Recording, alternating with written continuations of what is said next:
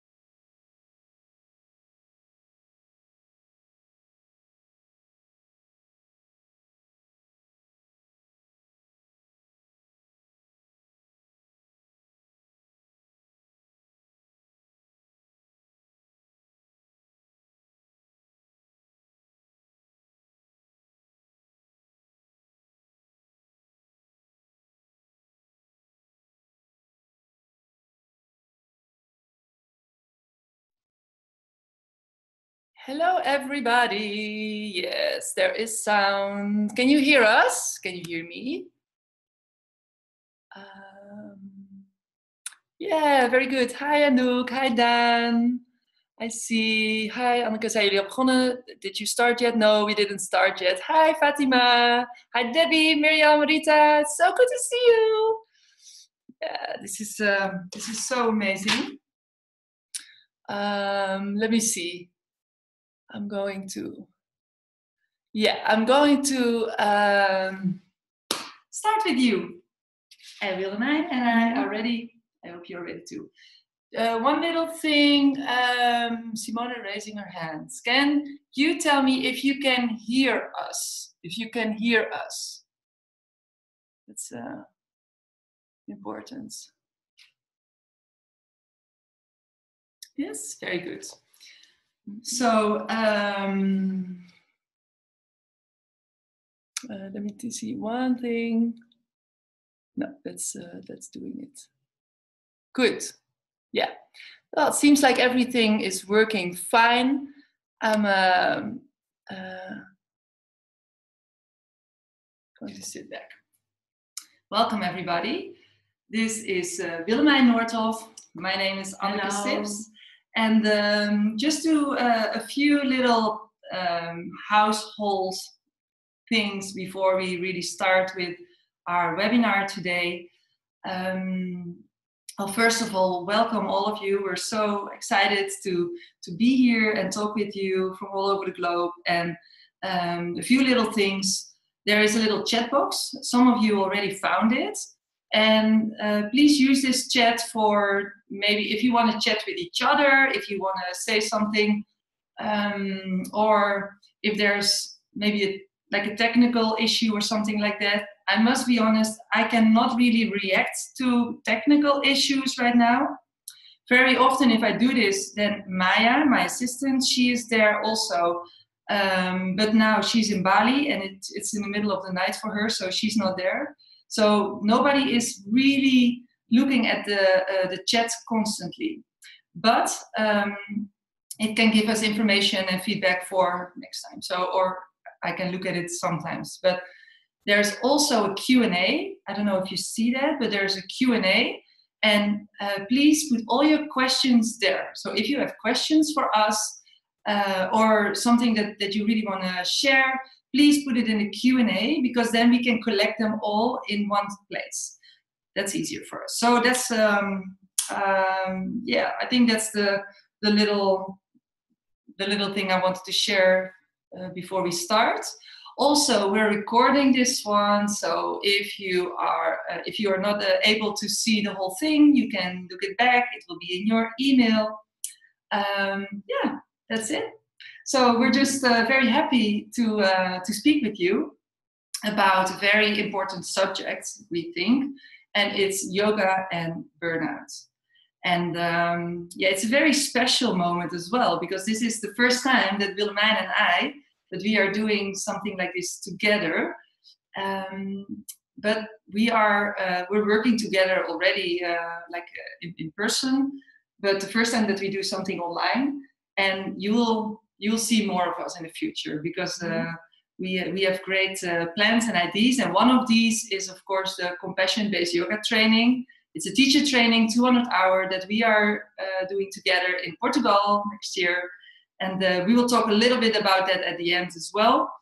But yeah, this is Willemijn. She's a colleague, she's a friend, and she is a medical doctor, and also she's a yoga teacher. And she's in education to become a yoga therapist. She almost finished. And yeah, it's an honor to have you here. Yeah, it's a pleasure. So yeah, can you maybe, is there anything else that you want to share? This was a very small introduction. Nice introduction, thank you. Yeah, yeah. I'm working as a medical doctor right now, and I've been working in psychiatry for already some time.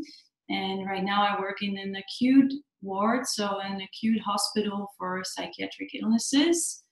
So you can say it's like the emergency ward where people are brought in from the streets or from any place in society, and they are under heavily distress, and most of them have a lot of psychotic illnesses and also a lot of stress, where we will talk about in this lecture.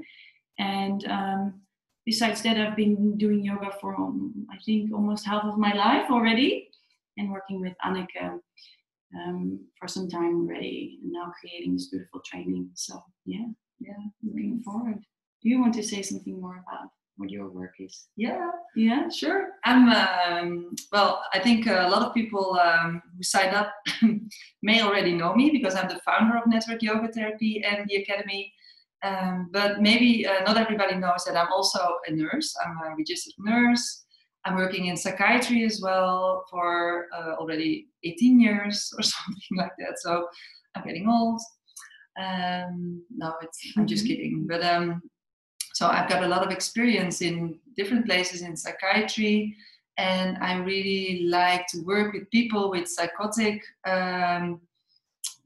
issues, diagnosis, all different kind of schizo diagnosis. I'm really interested in that, and especially the overlap with trauma. So my expertise can be found in trauma and psychosis in combination with yoga, and and in mental health care in general. So yeah, and I love to practice yoga. Yoga is really my lifestyle, and I really like to share everything that I was learning on the way with with everybody. So this is why we're here. So thank you that you are all here. This is very, very, very exciting because there were hundreds of people signing up, and it's just how many countries? 17, I think 16 or 17. Wow. So there's people from France, Spain, UK, a lot of people from the Netherlands, Belgium, Germany, even Thailand, Hong Kong, Canada, Australia. Like, super nice. I'm just very excited about that. But it's also, it says something. It says that this is an issue that people are interested in, and also it's like it's like a common thing. I think. So a lot of therapists and healthcare providers are joining us today, and also yoga therapists, yoga teachers. But you're all very welcome, because I think we all maybe feel a little bit similar sometimes, and I think it's really good to connect all together and see how we can find the common ground and talk about these subjects. So we will start with a slide. We have a few slides to show you, and one is the first thing that we want to talk about is stress and burnout, right? I think it's good before we start to talk about the role of yoga in stress and burnout to say a little bit about what is stress and what is burnout, right? And we human beings, we have amazing bodies, and we are capable to cope with a lot of stress during life. We are able to, adjust ourselves to very demanding new circumstances. And our ancestors already did this. When they were hunting for animals, when they're gathering food, they were able to cope with a lot of changing and demanding circumstances. So we are still able to do this, and this makes us very special, I think. But we can also say that something goes wrong when we are under prolonged stress. So when we have too long chronic stress. Okay. So if I understand you, like a little bit of stress is like wired with that. Exactly. So you can say that the stress is the spice of life, right? It makes us more effective. It makes us sometimes a bit more sharper. And sometimes it's also good. We need stress to be able to cope with a difficult situation. To survive, yeah. Because probably a lot of you have heard of the fight or flight response, fight, flight, or freeze response. This is sometimes still needed. Maybe you know this story of a woman who is saving her little child from under a truck by lifting the truck. And in that moment, she's able to do this because she's capable of using a lot of power and strength in that fight, flight, or freeze mode, in the survivor mode. Like the adrenaline is running around. So stress is mainly a physical response of the body. It's mainly a physical response. And you see that, you mentioned it already, adrenaline was released. You see that cortisol is being released, which is causing a higher blood glucose level. And all these hormonal releases make sure that we are ready to fight, flight, or freeze. And what is interesting is that when stress is starting to become unhealthy, and like I said, this is when there's prolonged stress or when there's chronic stress. And then the balance between fight, flight, and freeze and rest and digest, or more resting phases in our body, they're not in balance anymore. And maybe some of you have heard of the autonomic nervous system, so the parasympathetic nervous system and the sympathetic nervous system. We have a beautiful designed nervous system, and we have a voluntary part, which is the part which we consciously notice, for example, lifting your arm consciously. But you also have the involuntary part, and this is the part of the nervous system that is regulating the whole body to stay in balance. Mm-hmm.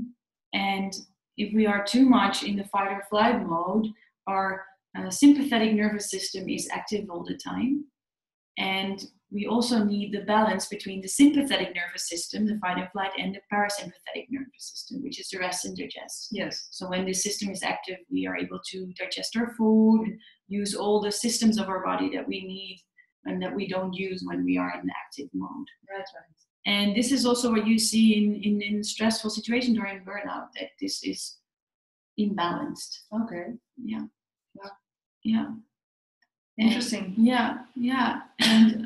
And then you have this term burnout, where there's a lot of discussion about, right? Mm-hmm. Because burnout is not really diagnosis, and it's a wide range of symptoms. What is interesting is that it's invented by an American psychologist in the 1970s. You mean the word burnout? The word burnout, yeah. His name was Herbert Freudenberger. And he used this term to describe the consequences of severe stress in helper functions, so healthcare functions, nurses and doctors.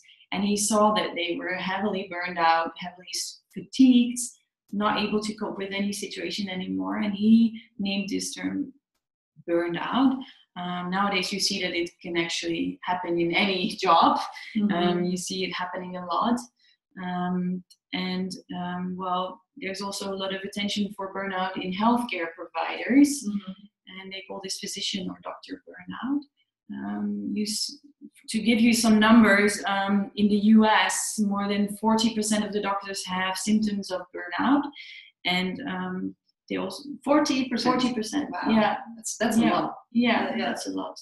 And then we talk about, it's good to make a distinction between burnout symptoms and burnout, because a lot of people have the symptoms but are not completely burnout. Mm-hmm. And also in medical students in Holland, half of the medical students was having complaints of burnout symptoms, and this is quite worrying, isn't it? Because they are the future caregivers. Yeah, they are the future doctors. And how is this? Like when you were you're still studying now, becoming a psychiatrist. Yeah. But you did medical school, of course. Yeah. How did you see this around you, or maybe in yourself? How did you experience this? Because these are numbers on paper, but what's your experience? Yeah, well, I noticed it in myself during my studies that I had also, I think, symptoms of burnout at one point. And right now I notice around me that, especially in the psychiatric hospital where I'm working, that at one point there was, I think, 4 of my colleagues were not working, and then I talk about the doctors, because they were at home with a burnout. So I saw around me, I saw people just coping with a lot of stress and ending up with a burnout. So I felt like there was this epidemic going on around me. Yeah. And this is what I hear a lot in professions, medical professions. You hear it sometimes also in other professions. I think anyone who works with as a form of therapist, whether it's yoga teachers working with people, whether it's doctors, whether it's psychologists, whether it's anything where you work with people, it can be demanding, and the medical world is quite demanding as well. We work long hours, we work irregular hours. The administration work is a lot. So it's a demanding circumstance, and And do you have a lot of responsibility? The responsibility is also very important. Yeah. And also in my experience as a nurse, I must say I also had some complaints, and I also felt a very big pressure of my environment, because the environment felt a little bit toxic, and and I really didn't want to work there. And I felt like what I really need to do in this world, like the gift that I want to give the world, kind of, I couldn't really do it. I felt like my function became very different. And also just the work pressure became very high. A lot of people in my team, there was only 2 people still standing, with me and a colleague. The rest was burned out. So there was a lot of pressure on us as well. Yeah.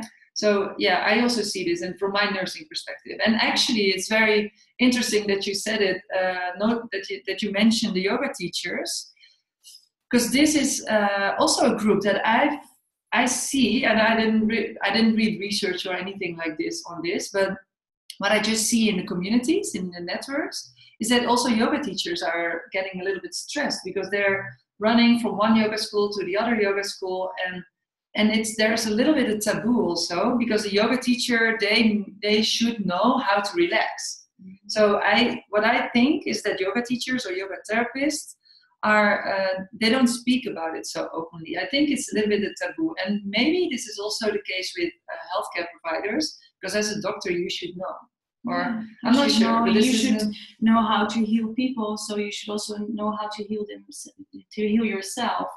But there's something interesting going on, because they also did, for example, research on empathy and compassion in medical students, and they saw that the level of empathy was actually decreasing over years during the medical students school. So it's interesting that something, I think one of the most important therapeutic factors, which is empathy and compassion, was decreasing instead of increasing during medical school. Yeah, but that's what I mean. Yeah. And I think we have this in common as yoga teachers, yoga therapists, but also all the healthcare providers, because I also speak for myself. We start this because we see suffering and we want to help. We want to do something. Like when I started to become a nurse, if you asked me, why are you becoming a nurse? I want to help people. This is what I hear people say all the time. I want to help people. So you want to do something with the suffering. So it really comes from a place of compassion. And it's really sad to see that once you go ahead and do that work, then you're losing the compassion. And I think this could be also a reason to get burned out, because they say that this is a loss of empathy and connection is a risk factor for burnout. Yeah. So, and what are other risk factors for burnout? Yeah, I think we talk about this a little on the next slide, so we can press it further. Yeah, perfect. Yeah, well, here's some facts and fun facts. You can read it if you want. We talked about it already a little bit, but I think risk factors in a person. Well, you can say that some people that have high demands on themselves have a lot of perfectionism. I also noticed that in myself. Oh, I don't have any problem. No, you don't have any problem with that. And also, feeling of responsibility.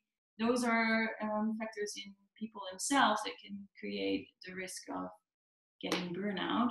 But we also shouldn't forget, like you said, that there's also the environment that can be very toxic and very poisonous, the working environment, or the connection with colleagues, or also how your work is organized. For example, in my work, I have to do a lot of administration behind the computer, and I don't like this, and this is also decreasing the pleasure I have in my work. And there's an American doctor who is promoting physicians or doctor abuse instead of physician burnout. She says, no, you cannot talk about a physician burnout. It doesn't exist. It's physician abuse, because the system is built to abuse us. Okay. She's very strict about this, and she's giving a lot of lectures about this, which is interesting. So it's not always the person, it's also the environment. Yeah, interesting perspective. Yeah, right. Yeah. I think it's just good to reflect on these things. Yeah. So if you feel like you have symptoms of burnout, it's very interesting to reflect on yourself. At some point you have to. I think I think it will take a while before you really notice that. Like you think, I'm just a little tired, I'm a little stressed. It's okay. But at some point you need to start wondering, like, what's going on here, and reflect a little bit on what's happening, and then you will think about like, what is my environment like? Do I still like the work that I do? Is this really something that I'm passionate about? This is what I was expecting. And then also, how are the circumstances? How is the pressure? All this kind of stuff. Do I feel safe? Do I feel safe in my work? Safety. Yeah, and passion is also a nice one. Do you still feel that you can use your creativity in your work? Right? Yeah. So, well, but then, then what to do? Huh? Like that's what to do. What to do. Yeah. Because if you notice that you get some complaints or you feel some symptoms, or maybe you're totally burned out already, I think it's it's good to reflect, sit back and reflect, which is something that's not that easy, but it is a skill that you can learn. And then this is kind of the bridge that we're going to make towards like possible solutions or ideas of self-care from a yogic perspective, what can help in certain situations like this.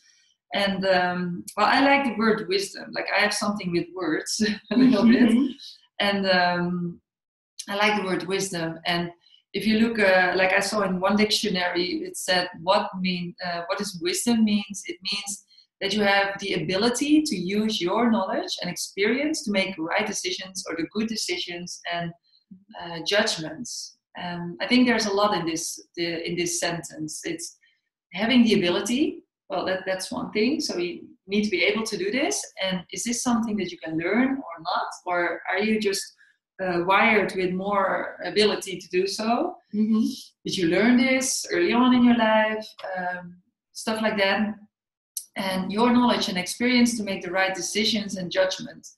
Because it has something to do also to make decisions for yourself and judge a situation, and then maybe make changes as well. So next thing would be, well, I'm judging this situation. I need to make a decision. I need to change something, but that's not as easy as it sounds. Like make a change. So, and I think then the whole compassion and yogic perspective comes into this.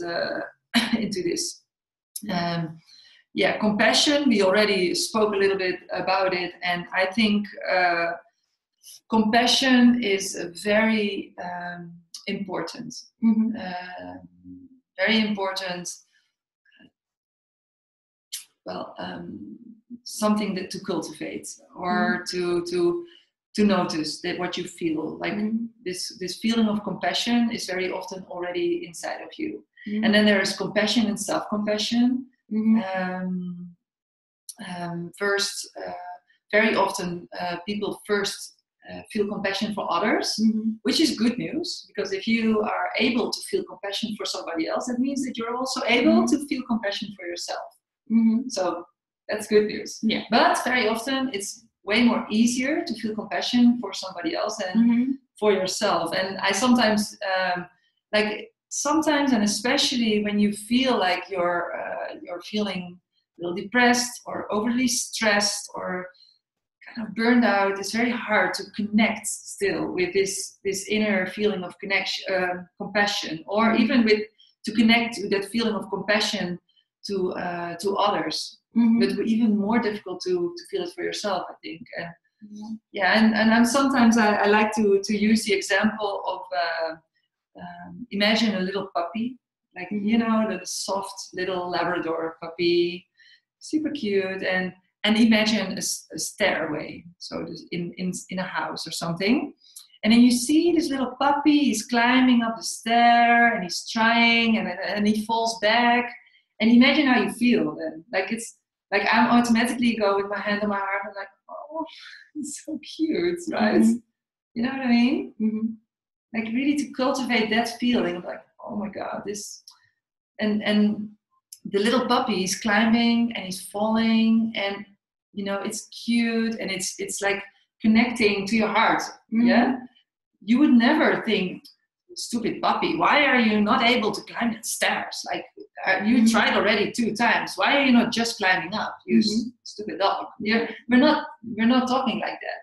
we have a lot of patience for this, right? And we think, oh, so sweet, and it's even cute to see. And but it's really hard to talk like this to ourselves. Like we really seem to have a hard time to connect to self-compassion this way, and really be patient with ourselves. And just like if we make a mistake, like who cares what mistake? But tell yourself, oh, Anneke, oh my God, whoops. There you go again. There's a very active component to it, right? You want to do the best in that very moment to feel better at that moment with the best possible in that moment. And it's really interesting that we, like you said, that we forget to have self-compassion, but we have compassion for others. And if you compare it to the heart, it's always nice, because if you talk about compassion and empathy and love, you talk about the heart. But if you look at the heart as a structure, the heart is first providing itself from blood, and then it's providing the whole body from blood. And if it wouldn't provide itself first, it would die, and the rest of the body would die. So also in compassion towards yourself, you should first have self-compassion, and then you can provide the rest of the world, the rest of the planet, if you want. The planet.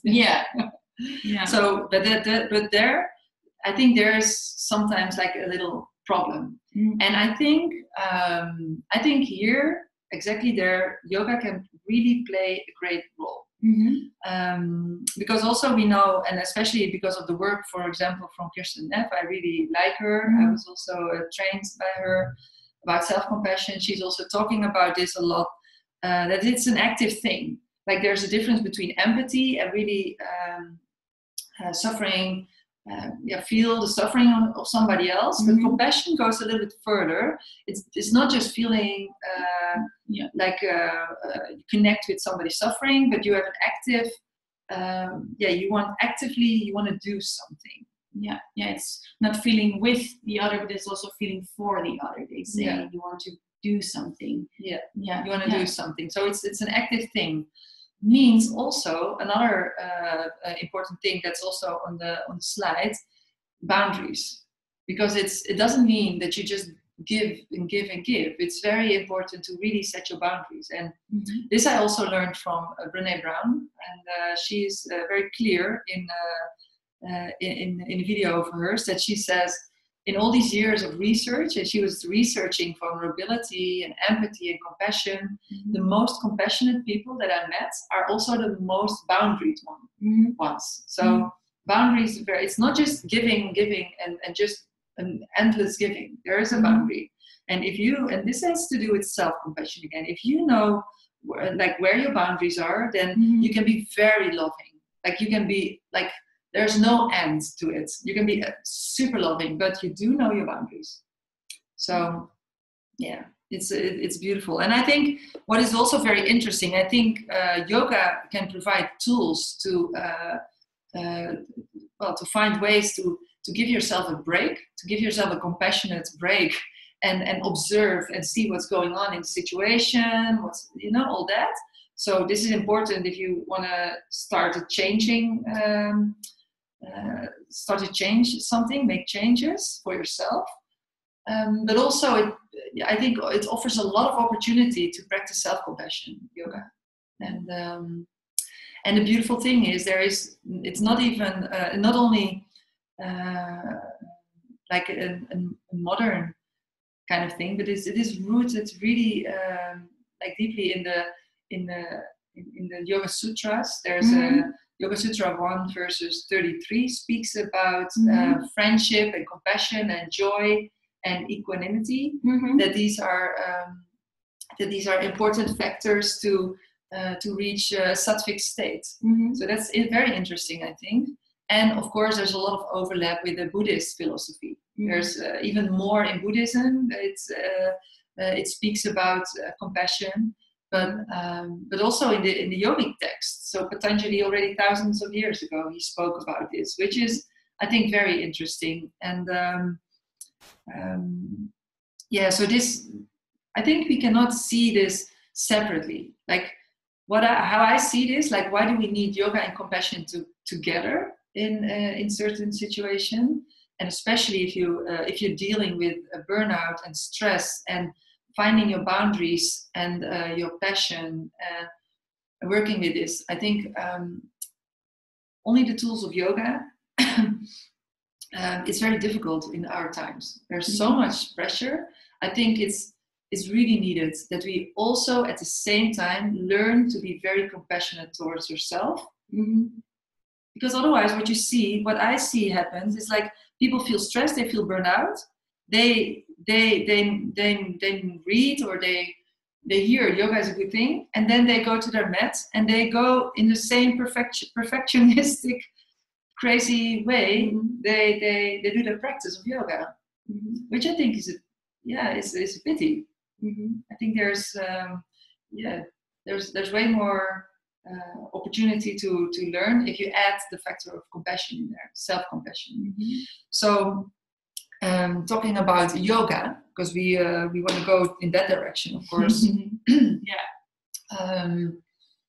Well, there's a lot to say about this, and I just want to say that the whole 200-hour yoga teacher training is built on these values and ideas. So we can talk about this for 200 hours. So it's really hard to bring it all together in 1 hour. But we're trying to do this, and then especially pointing towards the burnout. Yoga. How's yoga? How does yoga play a role here? So I think first of all, it's very important to say that yoga is not a quick fix. So it's something that you do that becomes a sustainable self-care, wellness lifestyle, actually. So that also means that you bring your yoga from the yoga mat also into your life. I think that's very important to practice, like formally, like on your mat, or practice that you do, but also informally bring it into your life and make this like this sustainable self-care program for yourself. And I always like to explain this as the top-down and bottom-up approach. There is from top-down, it's the awareness, it's the factor of awareness, and from bottom-up, there are the tools. So yogic tools. I will talk a little bit more about the tools in a little bit. And if you bring the top-down, the awareness, and the bottom-up together, then you can start to feel maybe this activation of this sattvic feeling. And sattvic, I mean expansive, free, comfortable, and ready to make a right decision. So really tap into your inner wisdom. So we were just talking about wisdom, and to really tap into that inner wisdom. And from the yoga perspective, we would call this like the state of swasta. Swasta means in a healthy, balanced health, mentally and physically. So to be in a state of this swasta, being in a balanced health, you need this both way approach. And this is also exactly what makes yoga a little bit different than other approaches, because it's also true that it's not only yoga is helpful. There's many things that, like peer connection or friendship, family, mindfulness, community. Maybe for some people it's the tango, or it's origami. It could be anything. But what yoga makes very special is that there's always this factor of really awareness in combination with the tools. And these tools are, for example, asana, meditation, mantra. Like we can think of many tools. Something with the body, asana, something with the breath, something with the mind, like meditation practices. So that is, I think that's important. That to say that this is that it comes from two ends. And then what I really appreciate in yoga practice is that we learn through our body in a physical level, practicing asana, practicing body movement of the body, posture of the body, we are practicing the art of noticing. Mm-hmm. The breath, there's like any yoga teacher that can think of 50 kind of ways of how can we practice the art of noticing. Mm-hmm. And notice something, it's like a skill that you can learn. Mm-hmm. It's like a muscle that you can train. Yeah. And I think this is very important because when you want to make changes or you go over your borders, your limits for yourself, you're in a situation that you're feeling too stressed, the situation is too demanding, you don't feel like you cannot handle the situation anymore, you don't want to handle the situation anymore, but I think you feel like overruled by it, like how to stop this, especially when you're over your boundaries. I think when you're really burned out, you're numb, kind of like you cannot even do anything anymore, right? So I think it's very important that we practice the art of noticing again. And I think yoga has just so many tools to do this. And if we learn this more, this skill, then we will feel a little bit more in the moment. So we're able to take a break, to take a pause, right? Mm-hmm. Okay, and then what? So nice, right? Yeah. But it's so nice. It's so nice to give yourself a break, and it's it sounds very simple. Like this slide and what I'm saying now, it sounds so simple, but I think this is already so profound. If you learn to do this a little bit more often.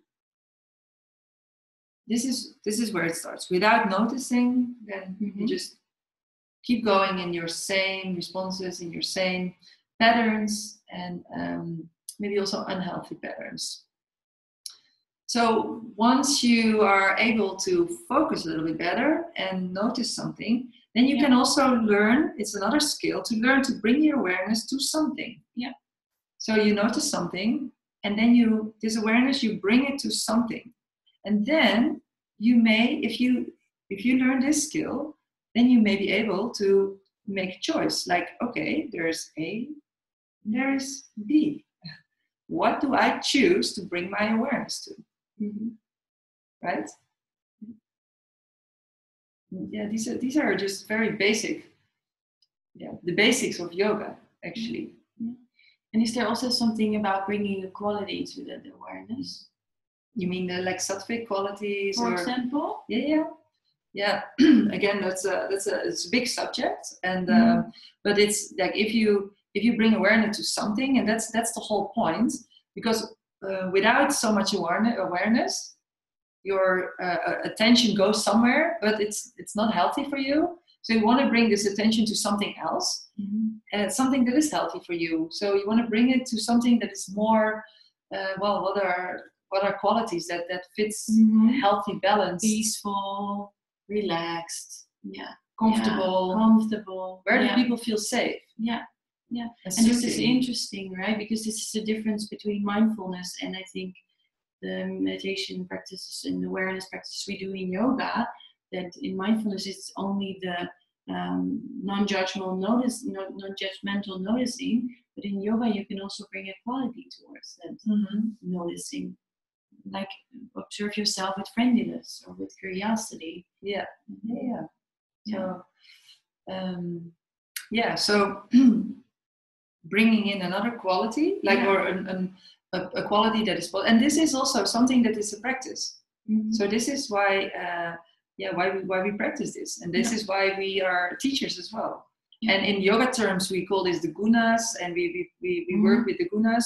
But again, this is too much for this webinar. But in the 200-hour training, for sure, this is part of it. We will talk about this yogic perspective, and also how this fits in a modern medical perspective, because it's so interesting that I found in the modern perspectives there's so much overlap with this old perspective of the yoga philosophy, for example, the gunas. Yeah. So, and if you observe yourself in friendliness, and then maybe you get also you become a little bit more curious.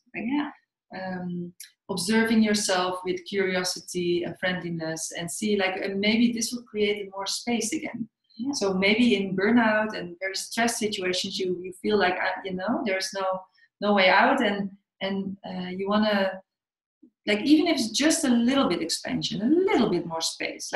You can imagine if you're really totally stuck, if there's a little bit more space, okay, then from there we can work a little bit more on creating more space and more space. And the more space that you experience, the more space there is for new solutions, and tapping again into your wisdom, your inner wisdom. And so and then this awareness is important, because then we can monitor this process. We are the only animal that has the ability to have the meta consciousness. Mm-hmm. So that means that we can be aware of the fact that we are aware. Yeah. Wow. That's pretty cool. Yeah. It's so cool. I think it's so cool. So if we learn how to focus and bring the awareness to something, if we bring the awareness there, we make it more optimistic, positive, expanding, giving ourselves some more space, and we get a little bit more curious, to get even more space to that, and we can start to monitor and reflect on our own process. Mm-hmm. Then maybe we notice, we notice what's going on and what's going wrong, and then instead of stumbling over your own legs and feeling lost in the world, you maybe start to feel more grounded and noticing what's going on. Doesn't mean that all the problems are solved, because your personality is as it is, and it's not changed in a minute. The circumstances are the way they are, and we also have our bills to pay, and we cannot just say, okay, we all just quit our jobs. It's not that simple. But at least you create space and curiosity to maybe look at options, and that's a very good start. And then maybe you start to make little changes in your life. And so you will fall back, and it will fail, and you make mistakes. And then we have this self-compassion. Yeah, beautiful. To give ourselves a little pat, look at yourself as the way as you look at this puppy. You're like, oh my God, Anneke, oh, you're trying. You're so sweet. You're trying so hard. And yeah, I know it's hard, and I know you have your mortgage to pay, and I know you cannot just quit your job, but you're really trying. And if you look at yourself with this kind of friendliness and then it's beautiful. Yeah, so that's in a nutshell a little bit the idea of how the awareness can work, and how the art of noticing, how compassion plays a role there, and then the tools, for example, postures. We all know, I think yoga is most known because of the postures. Yes. But it's not the only thing in yoga. Mm-hmm. Breath, very important tool. Yeah, breath is really also one of the systems in the body that works immediately on the nervous system. This is with your breath. Maybe you notice that if you start to focus on your breathing, you can immediately start calming down if you breathe with awareness. Mm-hmm. And this also has to do something with the stress system. They found out that the breath is also activating the more calm part of our nervous system, the parasympathetic nervous system. Mm-hmm. Yeah. And all these the practices that we will what we will learn also in our training, for example, is for first of all noticing the breath. Yeah. For example, if we talk about the breath, and and how can we work with the breath, and what are the different functions of the breath, and exactly and what does it do?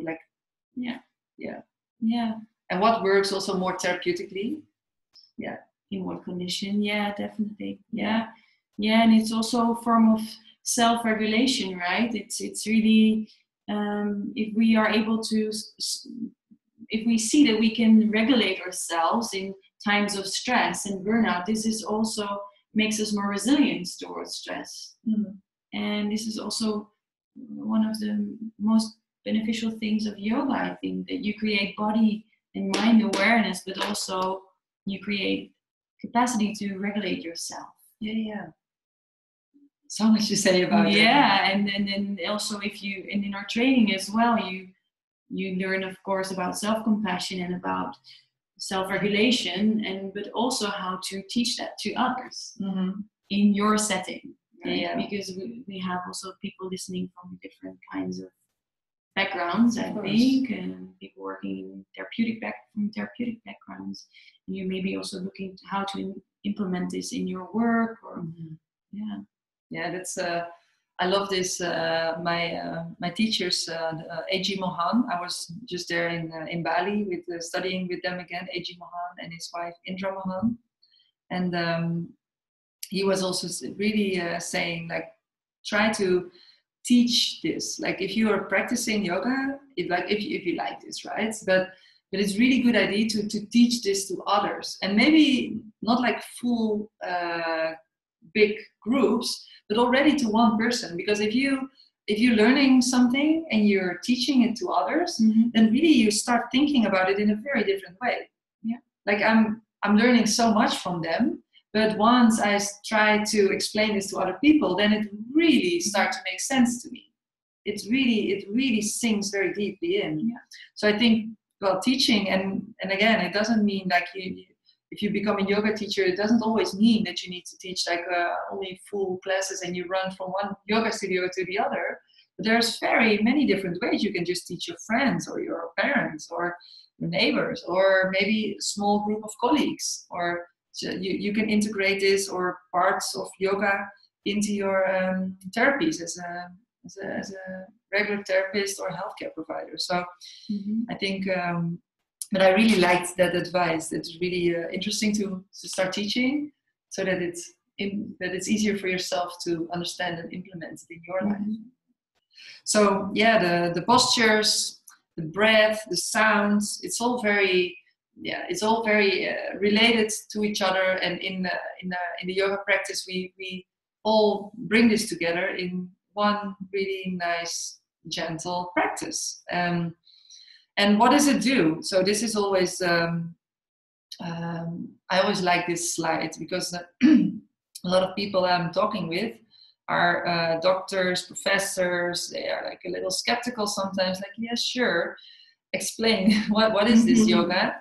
So so I always, these are some of the terms that I like to mention. It's like empowering. You already said something about it. Like, it's something that you can do to yourself.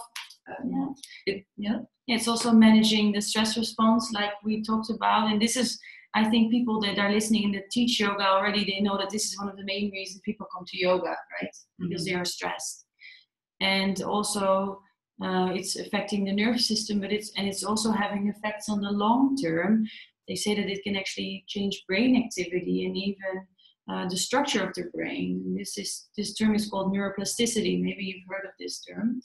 Yeah. And our colleague Irina, she will talk about this. Yeah, exactly. We will do the neurobiology series. This is a series of webinars that will come up in January, February. Yeah. And she will talk about this from her perspective. She's a neuroscientist, and so excellent. Yeah, it's interesting, all the effects. So, well, also these days in healthcare, it's a very important one. It's cost efficient. Definitely. Yeah. No, but that's really something that is important. They wanna see it. Does it work for our patients? Our patients, do they get happier afterwards? And what's the price?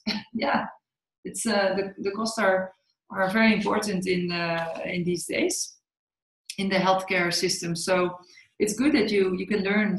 Like, it's not like I said, it's not a quick thing, but over time you learn something to somebody, and then they can practice it themselves. It doesn't cost. And this is something I hear people sometimes struggle with. Also, people working in the healthcare system, including myself. Like, how to integrate like the yoga in your daily work, and because there's often no funding for it, or the people are skeptical about it, and it's really interesting how to really be creative with how you can implement it, right? And what tools can you use, and how can you start, because it's just making a start. And then, well, this is something that we do constantly, of course. So, but maybe we need to or do another webinar on it.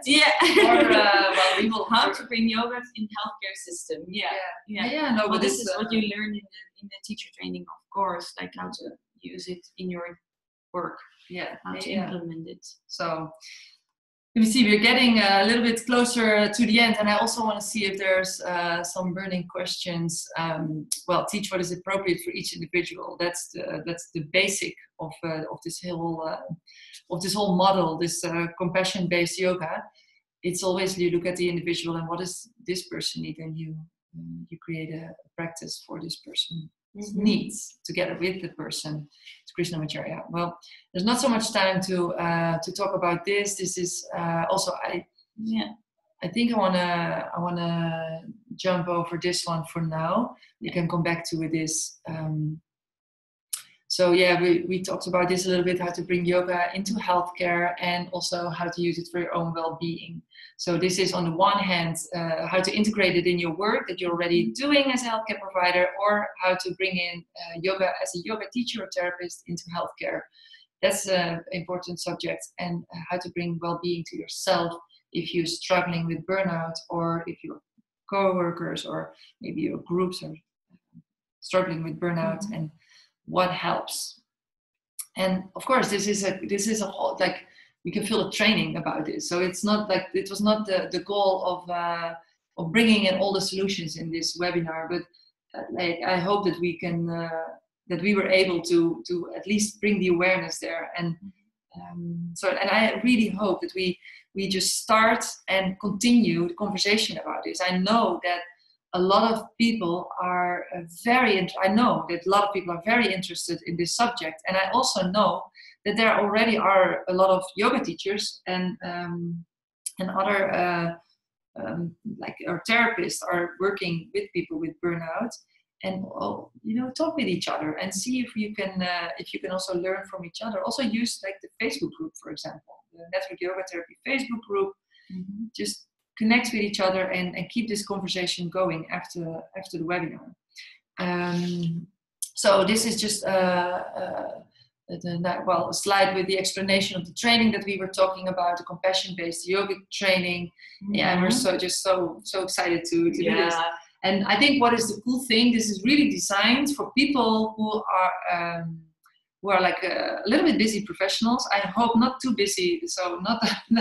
But if maybe if you have some symptoms of burnout, maybe it is really good to make the decision of like do something. Like most of the time, when I talk with people who want to bring yoga into healthcare, they're like, I wish to do so, but I don't have time. I don't have time to educate myself or for a training.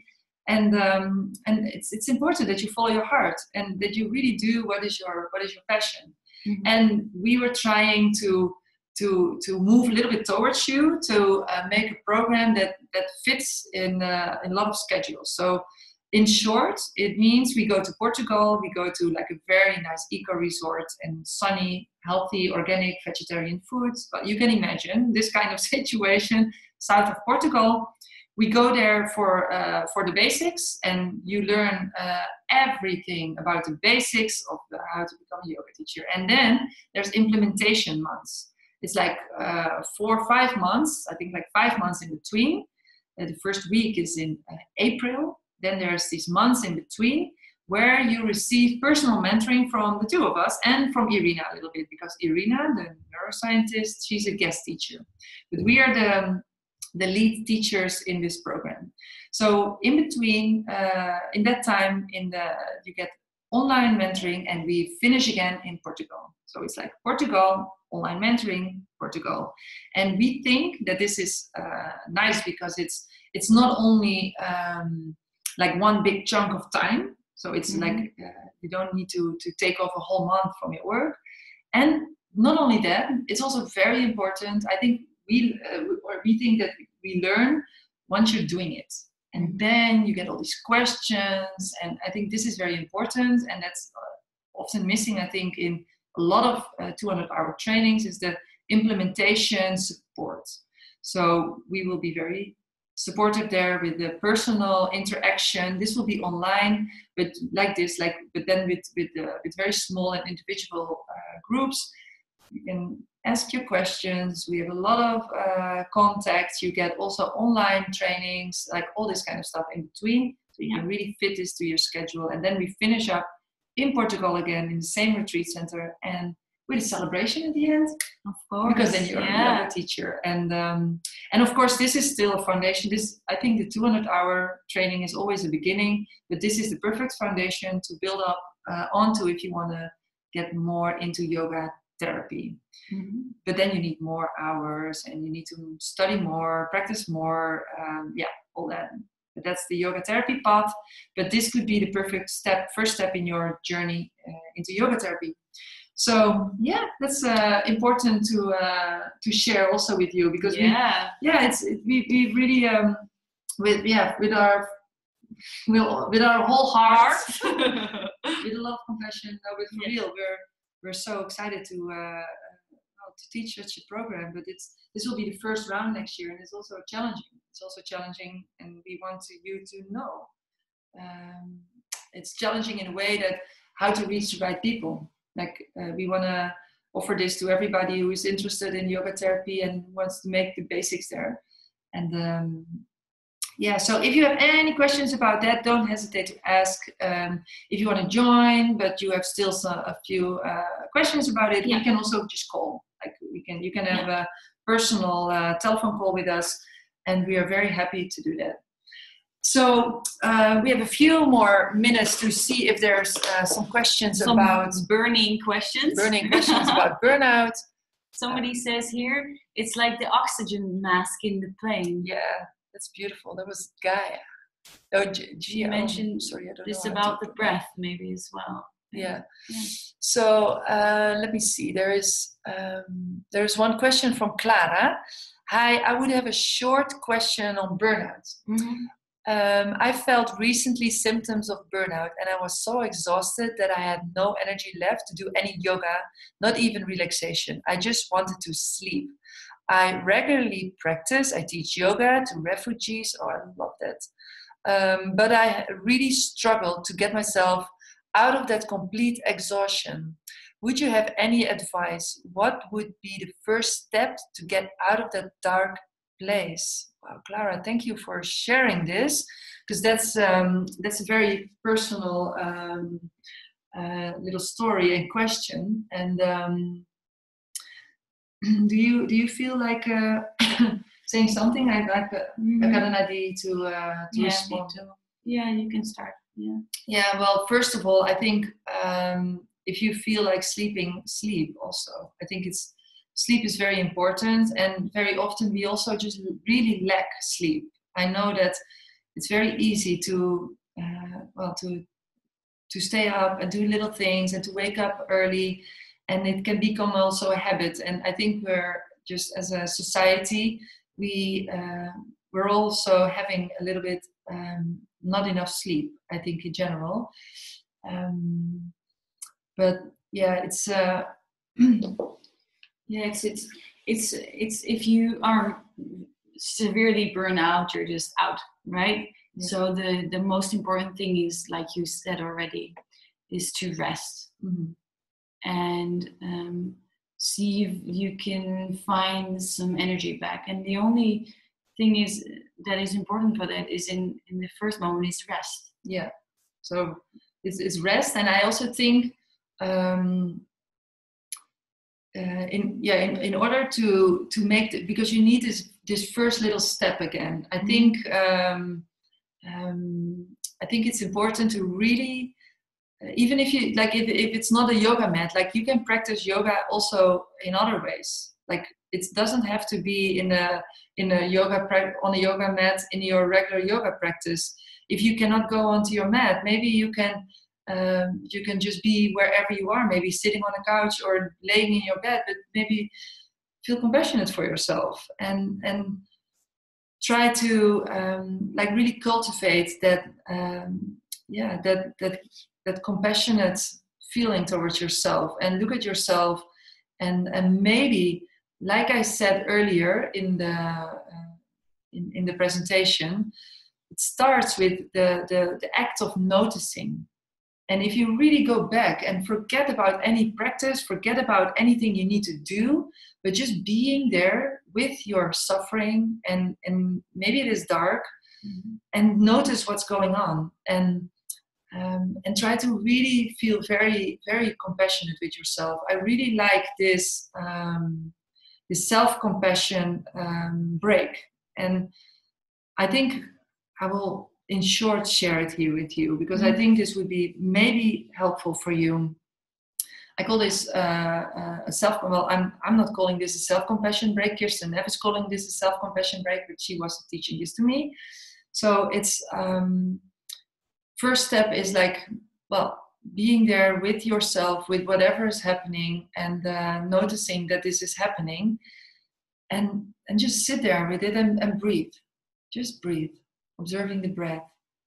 And then think to yourself, or observing what's going on. And maybe whatever you feel is like darkness, and then label this darkness. So it's not you. You are not darkness, but you feel like you are in a situation of darkness, or you feel stressed. Doesn't mean you are the stress, but you have the feeling of stress. And sometimes it can be helpful to label this. And what I do often with clients of mine, because I see a lot of individual clients, I'm telling them to just lay down, do nothing. And we label these things and we give them a chair. They don't have to go anywhere. They're just here. So don't try this. Just give them a chair. For example, chair number 1 is for the darkness. Okay, darkness. Please sit there.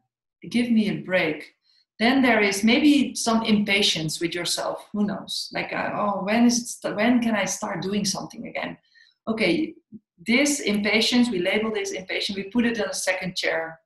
And then exhaustion, like we put it on the third chair. Sit there and please give me a break. And breathe. Okay, there you are. So you don't have to push it away. It doesn't go anywhere, but just with a little bit more distance. You can maybe it helps you to look at this with a little bit more distance, and then you give yourself a self-compassionate break. So, give me a break. Come on, patience, or impatience, or come on, darkness. Give me a break. I need it. I really need to catch my breath.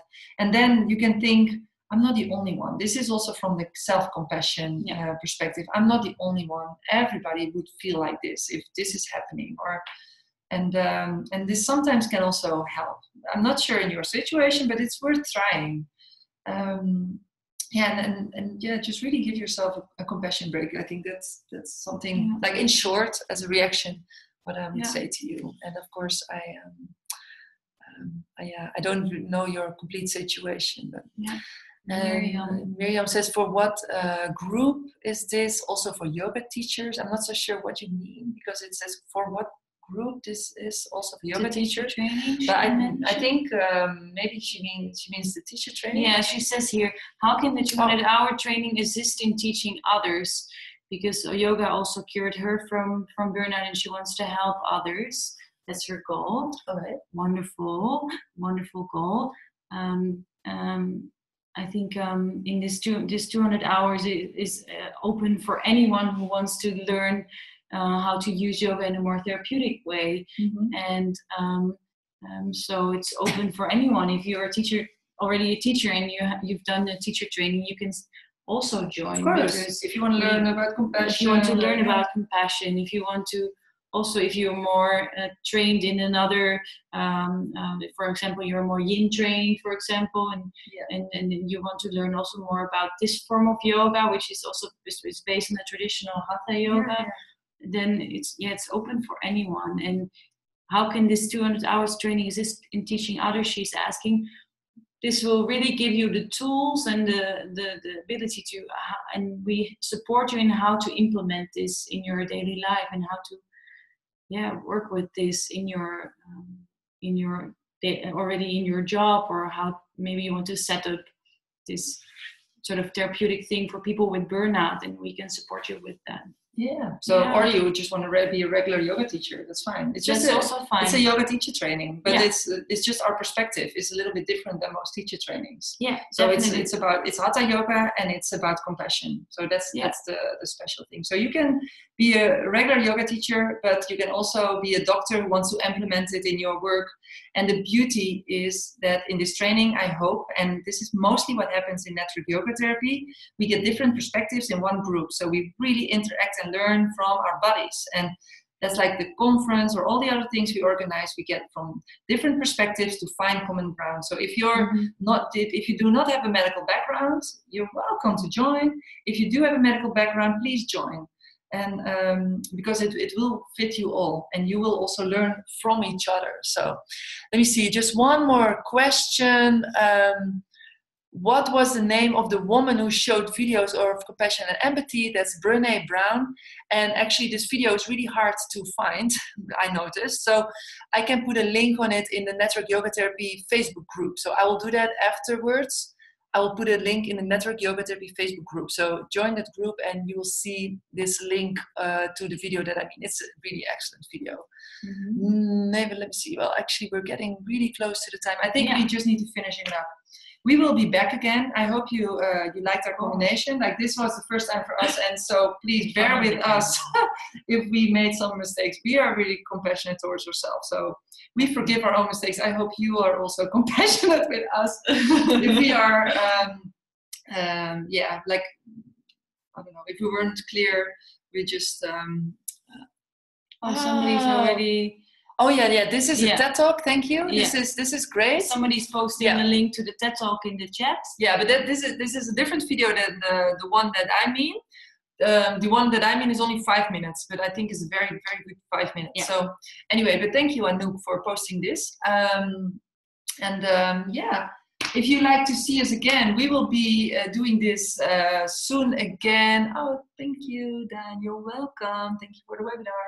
We will be doing this again, and we will talk about difficult emotions. So if you're interested in difficult emotions and what we have to say about that, just sign up again. And also, the webinars with Irina are coming up about the neuroscience, like why yoga works. The mind, why yoga works, the breath, why yoga works, the body, from a neuroscientific approach, the brain. So all the people who are a little bit nerdy inside, like me, myself, and you, we like that stuff as well. So we also love to have Irina in our team to talk about that. So thank you so much. Thank you. And thank you, Willemijn. Give me a compassionate hug. Heart to heart. Oh, thank you so much. So, see us again next time, and have a wonderful evening. The recording will be sent to you. Thank you. Thank you. Thank you. Bye, Anouk, Miriam, everybody. See you later.